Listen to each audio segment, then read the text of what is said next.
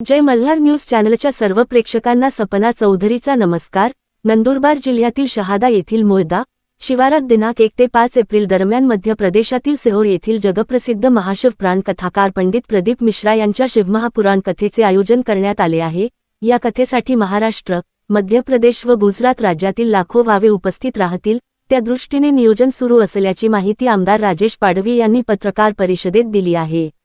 यावेळी आयोजित करण्यात आलेल्या पत्रकार परिषदेत आमदार पाडवी म्हणाले की मोयदा शिवारातील नवीन तहसील कार्यालयाच्या पाठीमागे सुमारे 100 एकर जागेत श्री शिवमहापुराण कथेचे आयोजन करण्यात आले आहे। कथेसाठी मैदान सपाटी करण्याचे काम जवळपास पूर्ण होण्यात आले आहे। 20 तारखेपासून कथा मंडप उभारणीस सुरुवात होईल। उपस्थित भक्तांसाठी भोजन व निवास व्यवस्थेसह आवश्यक सर्व सुविधांसाठी समितीतर्फे नियोजन करण्यात आले असून सर्व प्रकारच्या माहितीसाठी कृषी भवन येथे स्वतंत्र कार्यालय सुरू करण्यात आले आहे। ज्या भाविकांना वस्तू अथवा रोख स्वरूपात दान करायचे आहे अशा या कार्यालयात प्रत्यक्ष संपर्क साधावा।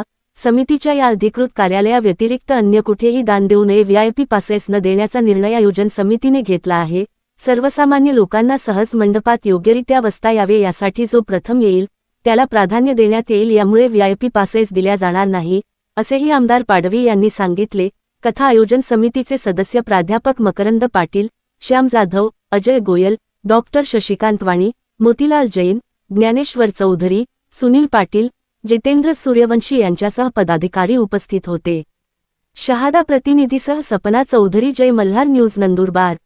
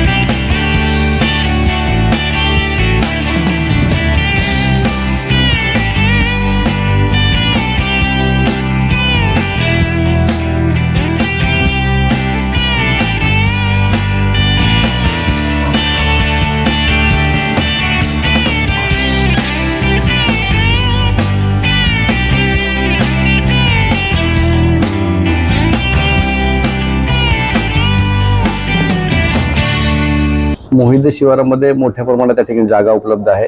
जवळपास 250 एकर जागा आहे। त्या ठिकाणी 100 एकरमध्ये आपण कथेचं मंडप करतोय, सभा मंडप करतोय आणि उर्वरित जागा ही वेगवेगळ्या भागामध्ये चारही दिशांमध्ये आपण पार्किंगची व्यवस्था करतोय। एका दिशेला जवळपास 30 40 किंवा 50 एकर जमीन ही पार्किंगसाठी राहील अशी आपण त्या ठिकाणी व्यवस्था केलेली आहे। आपण आता सांगितलंय की येताना कडाक्याचं ऊन त्या ठिकाणी असणार आहे आणि जो टायमिंग आहे तो पण 1 ते 4चा टायमिंग, जो कडाक्याचं ऊन त्या टायमाला असतं. म्हणून शक्यतो त्यांनी लहान मुलांना आणायचं टाळायचं आहे आणि वृद्धांना देखील आणायचं टाळायचं आहे. त्या ठिकाणी आपण पाण्याची व्यवस्था करणारच आहोत, पण तरी देखील त्या ठिकाणी मोठ्या प्रमाणात भाविक असणार आहे. म्हणून आपण स्वतःची काळजी घ्यायची आहे. 4 दिशांनी 4ही बाजूने रस्ते आपण त्या ठिकाणी सभा मंडपापर्यंत येण्याचे केलेले आहे, म्हणून कुठं गर्दी होण्याची जास्त शक्यता नाही. तरी देखील आपण त्या ठिकाणी आयोजन समितीला जे काही आम्ही आवाहन करतोय प्रसार माध्यमांच्या माध्यमातून, त्या आव्हानाला आपण त्या ठिकाणी आमच्या आव्हानाला मान देऊन त्याप्रमाणे आपण त्या ठिकाणी सहकार्य करावं अशी विनंती करतो. महाराष्ट्रातली नंदुरबार जिल्ह्यातली सर्वात मोठी कथा या ठिकाणी होते.